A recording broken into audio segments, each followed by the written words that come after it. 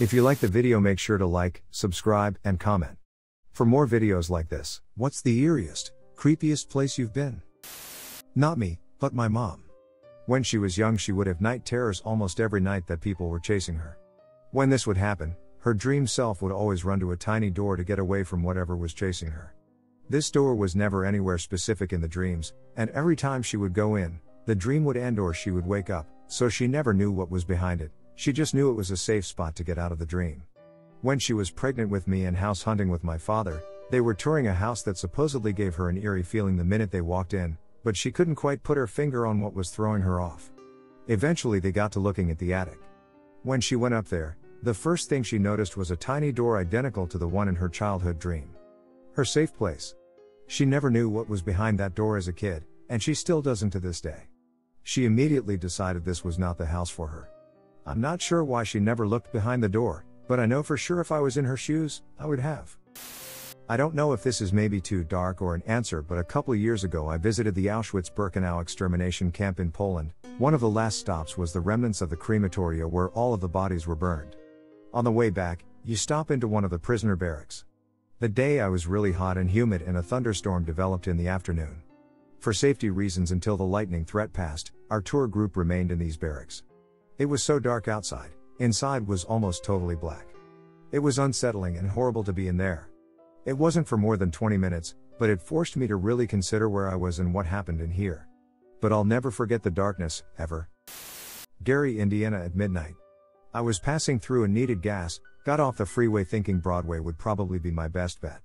As soon as I got into town, it was oddly dark and dead quiet, like no street lights, no cars, no building lights, no people, nothing. As we are sitting at the stoplight turning left, the only sign of life I see is this donk with neons and booming bass go rolling by. This would be the only encounter with life I would experience there. I get to a gas station that is closed for the night and fill up. Once again it is dead silent and dark. I tell my girlfriend who is in the car that if someone approaches me, just leave me and get the hell out of there. I finish pumping, get back on the freeway and never looked back. I've passed through a few times since, always at night it seems, took my friend on a little tour to make him uncomfortable. I can't recall too many creepy places. I mean, I've trespassed around in boarded up houses, but something that creeps me out the most is when it turns nighttime while hiking in deep in the woods off trail.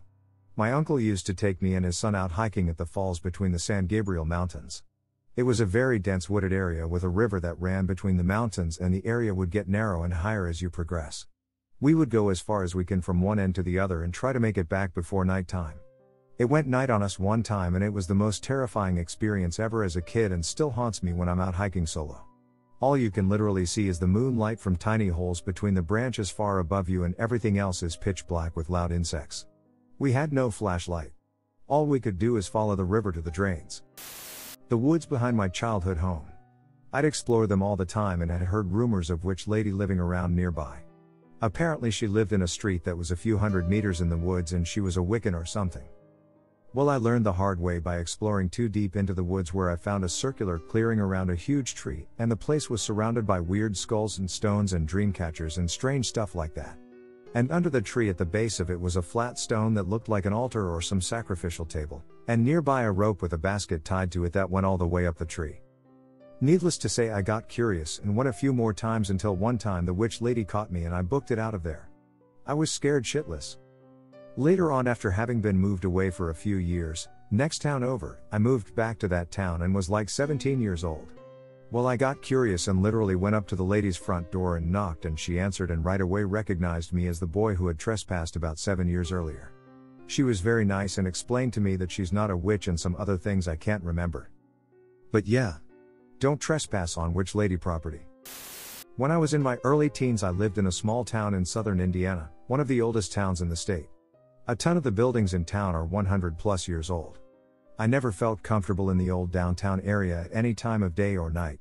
One night I spent the night at a friend's house, and as you do when you can't sleep in a small town, you go walking around mainly to pass the time and bullshit. So we are walking down the main street, and all of the sudden things don't feel right anymore. We soon see a little girl standing in the street wearing very old styled clothes, like late 1800s. My dumbass yells hello, which the girl stops, looks at us, and then at first seems surprised someone noticed her, and then the look changed like when a cat is after prey. Both of us instantly noped the fuck out and ran back to his house, never once looking back. Several years later, another friend of mine had moved into an apartment in an old cotton mill from the 1800s that they had converted into apartments recently. I hadn't been back to that town in nearly 10 years at that point. I had always avoided that building when they gave tours, etc. when I was younger due to bad vibes. But that night I spent there was one of the most uneasy in my life. From the moment I walked in, I had that "you need to get the fuck out" feeling. I didn't sleep a wink that night. I had the feeling of being watched the entire time by something that did not like or want me there. As soon as my friend woke up, we left. That was the last time I was in the town. I have no desire to ever go back. That area of the country is full of weird, evil places. Most of the times of my life I have seen things I cannot explain were there. A few years back I went on a big road trip across the US and Canada with my so and our mutual friend. As we were driving down the west coast, our friend mentioned there was an abandoned nuclear power plant that he had read about that was supposed to be very easy to sneak into. Sounded awesome to us, so we all decided to go do some exploring. This power plant is supposedly the one that inspired Matt Groening, and it definitely looks like the familiar Springfield plant we know. The first thing we noticed driving up were the twin smokestacks, but oddly enough, instead of feeling nostalgic for one of my favorite cartoons, I felt inexplicably anxious. When you get closer, you see that although the stacks look side by side, they are actually across the plant from each other. We parked near a building close to one, and I remember getting out of the car and looking at the massive concrete structure with almost dizzying fear. The boys didn't seem to feel the same apprehension at all and took off towards the closest one immediately. As you get closer, you can really see the grand scale of it. There's an affixed staircase up the side, and it allows you to roughly imagine your size in comparison. They are massive. There's a chain link fence and some forested area surrounding them, so we searched a bit until we found a section of fence that they could shimmy under so they could get a closer look. The stack is hollow and raised off the ground with a large depression in the dirt underneath, so it was easy for the boys to get underneath it. There was a lot of trash and graffiti, including an excellent one of Mr. Burns in silhouette. The boys took lots of photos and recorded the strange spiraling echoes that occurred when they yelled. I stayed firmly on the other side of the fence. I wish I could explain what it was about that place in particular that made me so uneasy. The closest thing I can think of is that it felt like an enormous sleeping creature that did not want to be disturbed. My family owns a house on a mountain in a small town in the Blue Ridge Mountains. One of the houses on our road has been abandoned since about 2010. An elderly woman lived alone in that house up until she passed away, and the house has been basically left alone for almost 10 years. Last time I saw her, she was very frail but loved sitting on her tiny front porch. I was up at our house in October when my parents brought up the old house, and we decided to walk the 100 yards down to look at it. Just walking down the driveway is a little chilling. Granted, walking in the woods on that mountain is a bit scary no matter what time of day. We noticed that the windows to the basement were open and the screens were out, so obviously my friend climbed through the window. He came up the stairs, unlocked the front door, and in we went. The house looked like she had just been there: dishes in the sink, clothes hanging in the closet, bills and mail on the kitchen table. Part of the ceiling in one of the bathrooms had collapsed because of a bad storm that had hit the area. All of her books were still in the shelves and her Bible was open with a bookmark. We noticed that someone had been gathering her old letters and photographs, and it also looked as though a realtor had begun to fix up the property in order to resell it. From what my grandmother had told us, and from what we gathered from some of the lady's old letters, she was estranged from her children and her husband had passed away long ago. Might not be the creepiest place I've ever been. I didn't necessarily feel uncomfortable or unwelcome, and we didn't go in with bad intentions, but it was definitely one of the more depressing places I've visited. About a year ago, my friend and I went to some woods in our neighborhood. I live in Florida, so there's tons of random woods and wetlands. There was a cool bridge, and on the way there we found a notebook, so we were like epic and put it in my backpack to bring home. We read some of it. It had rained recently, so some parts were unreadable. Only about 5 pages were filled, and it was just random phone numbers, an unfinished letter, random names, a doctor's name, and the author's playlist. We Googled some of the names. The only one that came up was a sex offender who was recently put on parole in the county over. He was in jail for raping a 13-year-old. My brother was stupid enough to call the number. A man answered. He was stupid enough to say what area we lived in and that the name of the guy was written. He was saying he didn't know anything about a journal, and it was weird we found one with his number in our area. When we mentioned the sex offender's name, the dude on the other line got awkward. My friend and I, in the meantime, were begging my brother to hang up and stop saying shit. I forced my phone out of his hand and we told my mom. Don't worry, we used 67. My mom took it and gave us a lecture about calling weird numbers. She was going to give it to the cops, but I don't know if she did.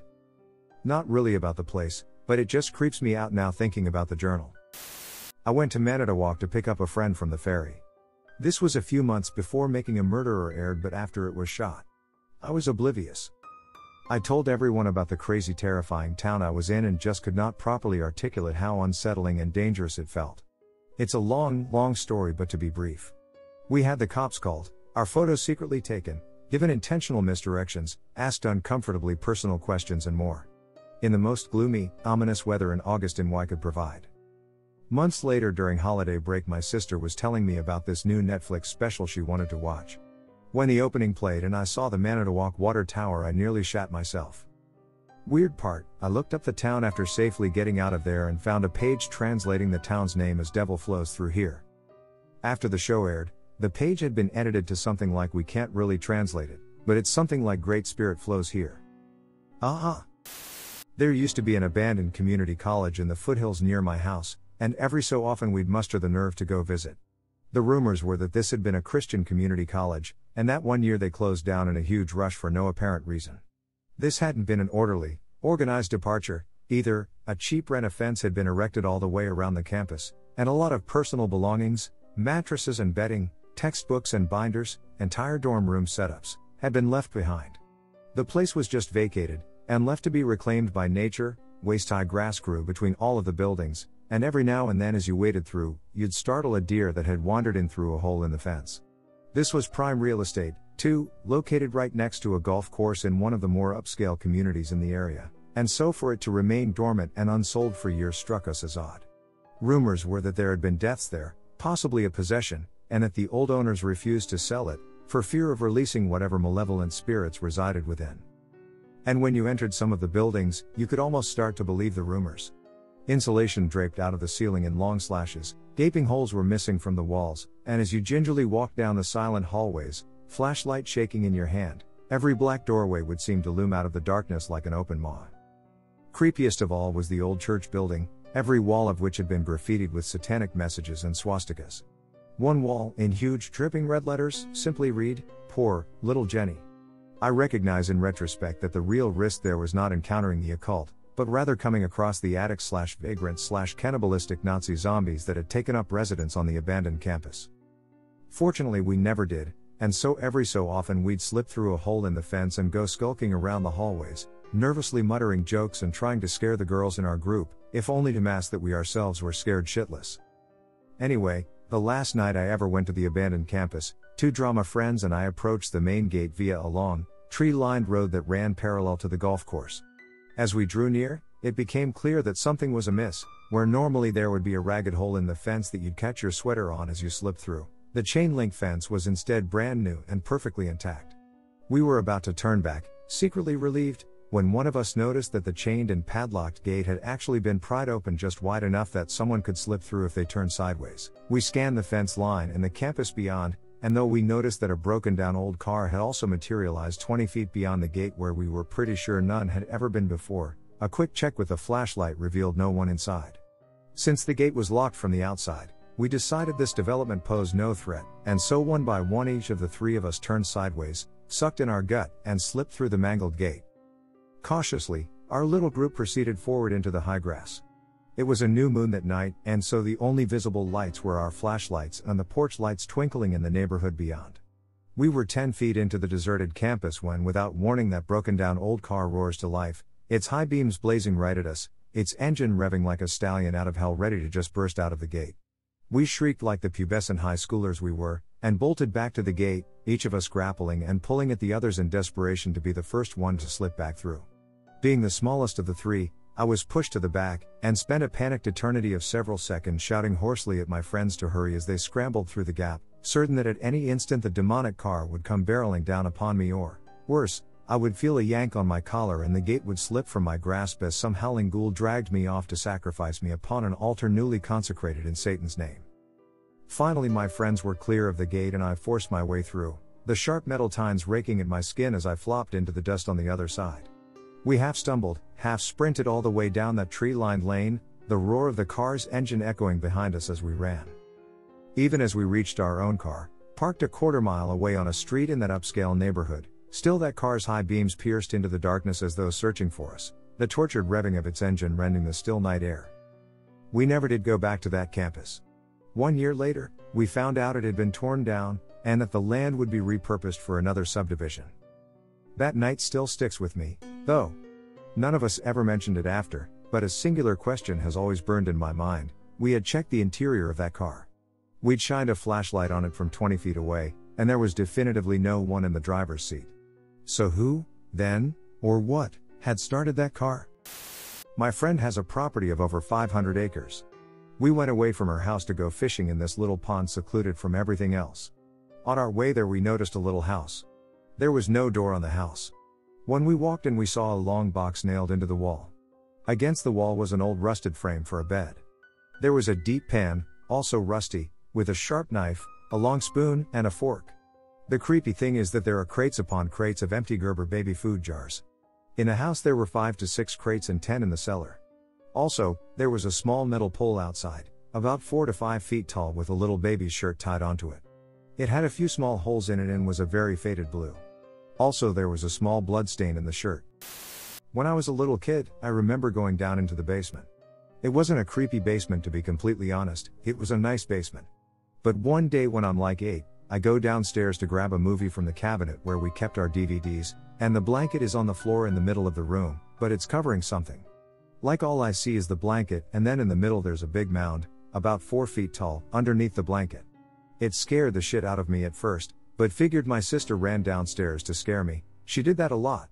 I thought the best punishment was to sneak out so that she would just keep waiting for me to come down, so I quietly went back upstairs. As soon as I got back upstairs, I see my sister still on the couch. I instantly ran outside and my sister followed me. I ran to my neighbor's house and they called the police for me after I insisted that there was someone in our house. My mom wasn't home, no dad, so it was just me and my sister. He also called my mom. The police showed up, went inside and investigated it or whatever. They didn't find anyone. Long story short, nothing was there. Sorry if that's a boring ending, but it still creeps me the fuck out, because when we went back in, we went down to the basement and the blanket was still there, just flat on the ground, nothing else. I still wonder what would have happened if I went and took that blanket off, but even my 22-year-old self now wouldn't have the balls to do that. My best guess as to what happened is that I just hallucinated it because I can't think of what else it could have been, and I don't believe in paranormal shit. Man, I hope I'm not late. Sometime a few months back, my wife and I went sunset fishing, and where we went was around an hour's drive through winding foothill roads. We stayed until around midnight so that we could see the bat swarms. So we headed home at around 12:30. We saw several animals like turkeys, porcupines, and a couple deer. And this fucking dog. My headlights have zero spread so I could only see the road and the sides were pitch black, and it was incredibly eerie, how dead and ominous it was. About 30 minutes from leaving our fishing spot, I notice a dog running in the darkness, and it is huge, at least 150 pounds. I stop to make sure we wouldn't hit it and it stops likewise, and it stares at me from the side of the road. At first the dog looks pretty cute and handsome. That is, until I saw the blood on his legs and dripping from his snout. He just stares at me, into my soul, and drips blood. I'm not sure what exactly happened, but I was suddenly gripped with fear and terror. The dark roads of nowhere, Idaho are forever terrifying to me. I would say this small town I lived in for about 8 years that was in the middle of nowhere surrounded by dense forest in BC, everyone is super racist and creepy there. They act like a cult that you will never be part of. The elementary school had no walls in the classrooms and had a pedophile principal who would help you with your homework by hovering over your back and pressing his boner into you. Tried telling people but nobody believed me. Then when I went to middle school there, it was haunted as fuck. This 100-year-old school had so much poltergeist activity. I was taking a piss and every toilet flushed and all the sinks turned on. This was back well before automatic toilets and sinks existed. Then I heard this voice saying bang bang bang. I looked down and there was this tiny bloody shoes in the stall next to me. I fucking booked it so fast. Also one time I was walking back from school with my friends, the trail, not a hunting area whatsoever, but there was this guy that slowly stood up wearing camo and bushes. We ran and screamed. Another time in the same trail we were just exploring and all sudden we hear a chainsaw getting closer and closer to us. Fuck that town, I hate having to go back to visit my dad. This happened last summer. It's a long story, so please bear with me. I live in a medium-sized city in Texas. I am divorced, no kids, And I tend to travel alone, although I have plenty of friends, so usually I have people with me. I had been bouncing back and forth between Austin, DFW, Houston, and San Antonio for the past year. I made the last-minute decision to see the Eagles concert in Arlington and wanted to stay near the venue. I knew I would see friends while I was there, so I went a day early, arrived at the motel at 2 p.m. I don't require anything fancy, since most of the time these places are for sleeping and showering only. I went super low budget this time and picked the Motel 6 in Grand Prairie, not too far from the venue where the concert was being held. Check-in is at 3, but I was able to get in at 2 when I arrived, which was nice. I unloaded my stuff into the room and immediately just kind of felt odd in general. The room wasn't technically bad.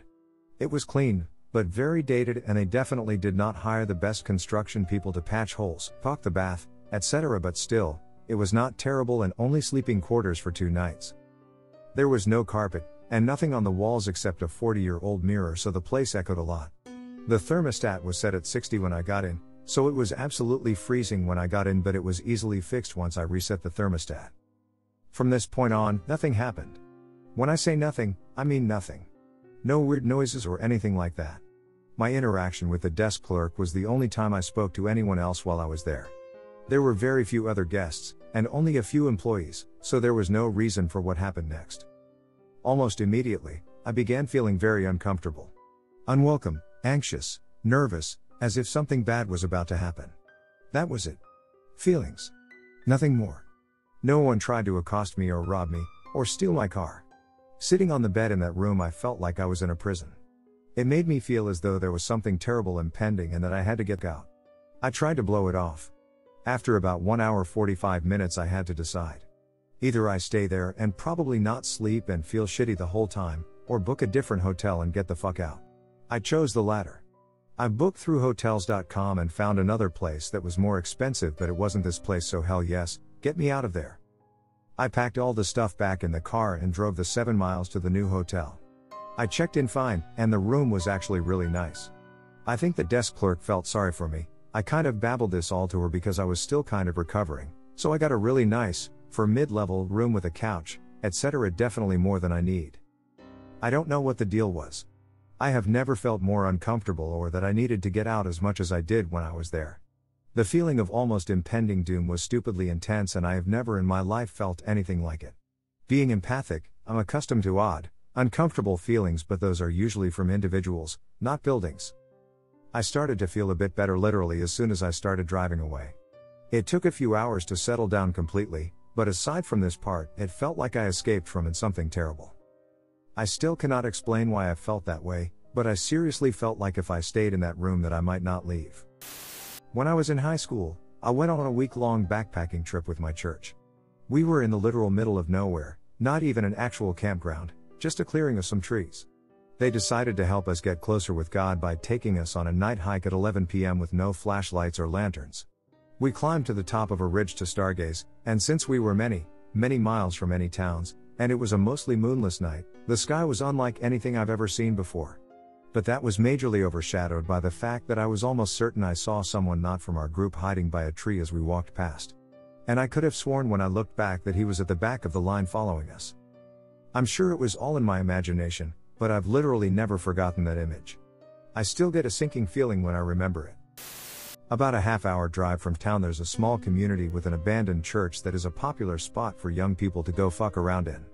I went there once by myself and had a moment where I sat down in one of the pews and just started crying for no reason. This was significant to me because I don't cry very often at all. It didn't feel frightening at all.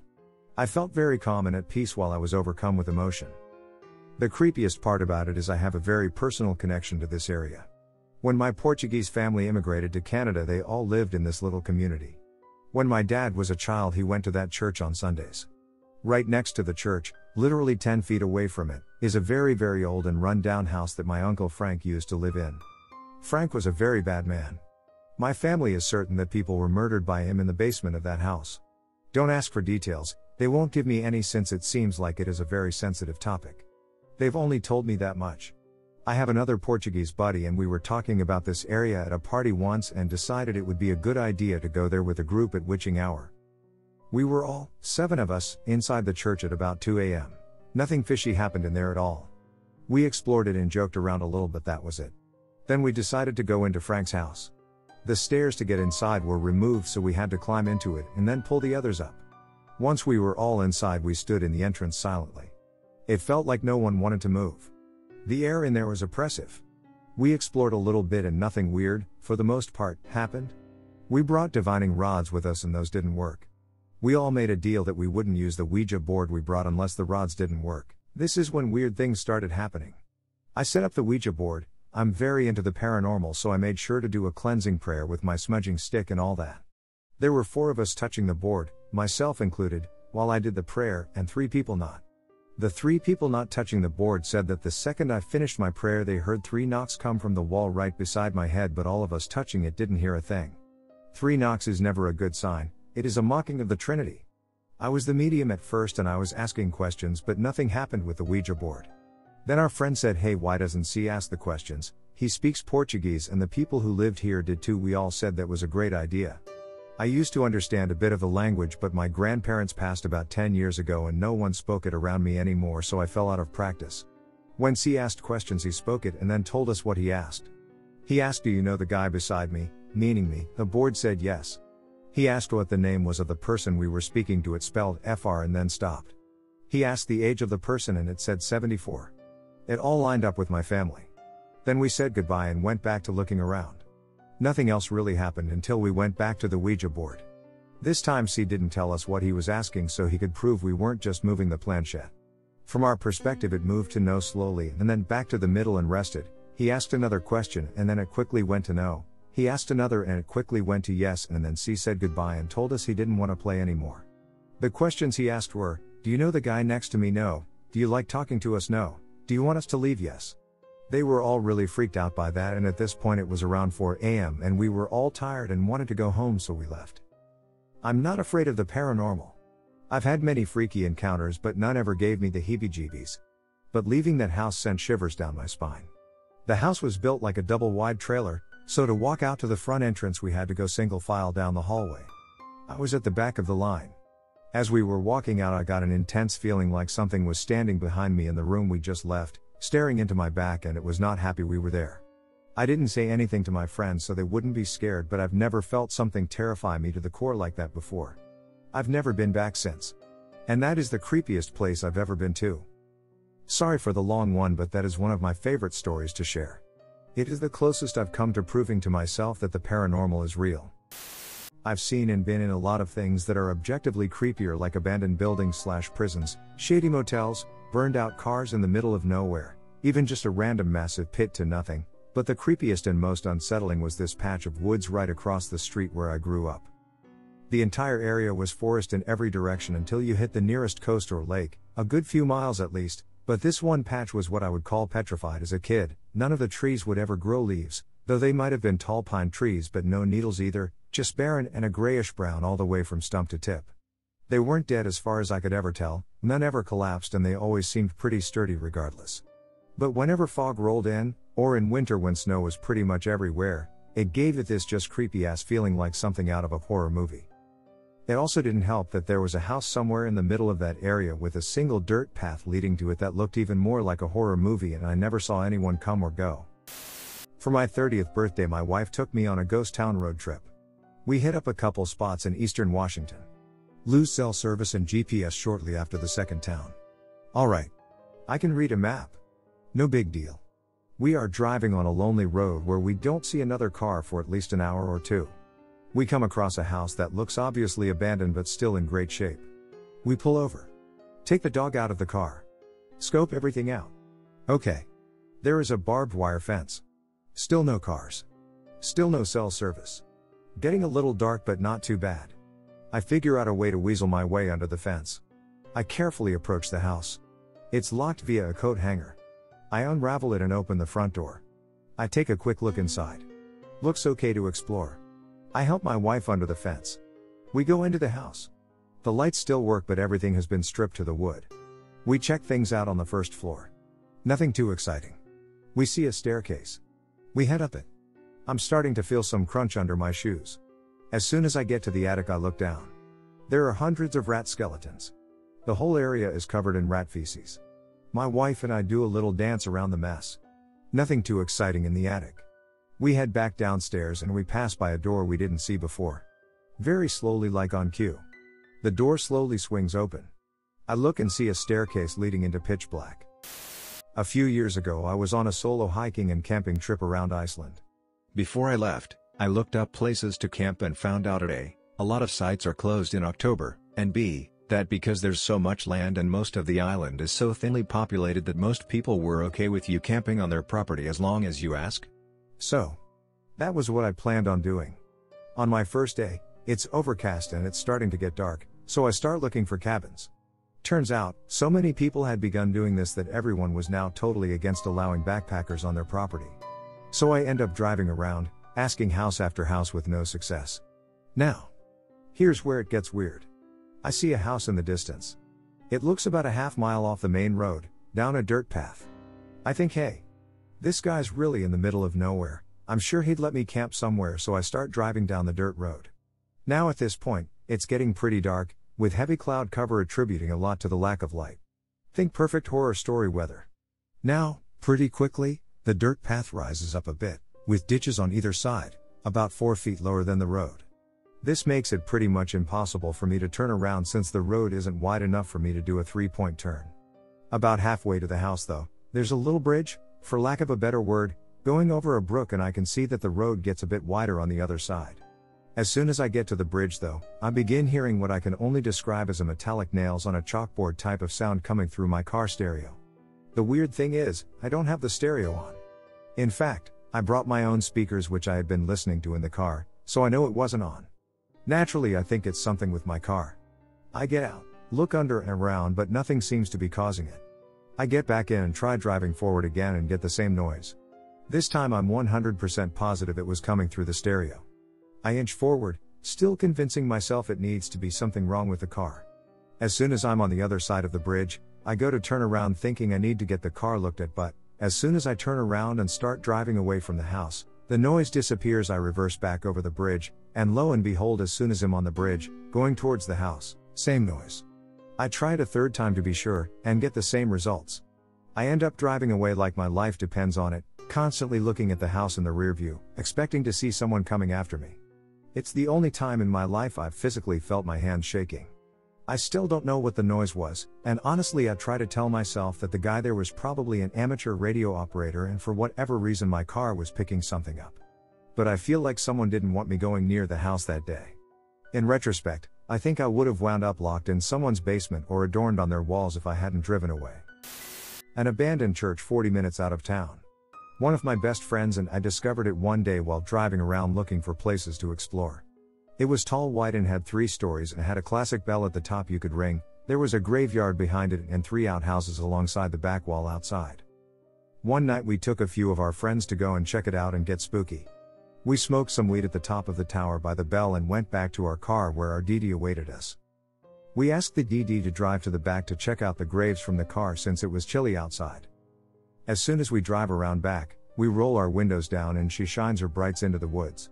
We see something sprint out of the woods and suddenly the outhouse doors all spring open at once and the doors start slamming unbelievably fast. Then we backed out really fast and never went back again. Mind you, there was absolutely no wind and no one around us as far as we knew. We had been there for about 3 hours hanging out by this time. The first time I ever experienced anything of the remotely scary was in high school, and to this day, is the most scared shitless I've ever been. Myself and a few friends who were also fans of the macabre decided we would all go and visit this rundown, abandoned pig farm in the absolute middle of nowhere one Friday night. It was rumored that back in the 1940s, the last occupants of said farm were murdered in cold blood in the farmhouse. It turned out later after some minor research at the local library that this was true, but we didn't know it at the time. The Wednesday before after school we decided that to play it safe, we would go investigate during the day. We loaded up with fixed blade knives and pellet rifles and set off into the country. During daylight the site was pretty unremarkable. We stayed at the edge of the property but nothing looked out of the ordinary, just a large farmhouse with a rusty tin, busted out windows, as well as one large, long barn and a few smaller sheds that were in various stages of decay. It was quite grown up around the property but it didn't look like it would cause us too much trouble. Fast forward to Friday night, same gear in tow along with the addition of some maglights. An additional friend agreed to go with us and stay in the car as a safety net. We left the car at 11 and if we weren't back by 12, he would try and call us. If nothing, he would call for help. To make a long story short, we were barely in the farm less than half an hour. All three of us noticed that intense uneasy feeling like we weren't alone, but there was one thing that really capped off the experience. We approached the farmhouse and the door was locked, which was fine because none of us truly wanted to enter anyway. We peeked through the window with our flashlights and saw a rotted out house with various matter strewn about. When we went from the front of the house to the back to take a look there, we all heard what sounded like a glass bottle being thrown against a wall. The three of us sprinted back to the car and we have definitely never been back. The adrenaline rush that was dealt out that night was enough first-person horror to do me for a good long while. We didn't see ghosts or shadow people, but I will never forget that uneasy feeling and the sound of that broken glass. My friends and I used to explore old abandoned places that we discovered online. Reading through a few places near us in Ohio, we settled on some old farm home less than 40 minutes away. The home was well positioned with farmland all around, with recently trimmed corn stalks. We read some of the comments about this home and how there's a white truck that patrols the abandoned house to scare away onlookers. We decided this was the perfect house to explore and set off. The three of us drove slowly around, and parked a great distance away from the home.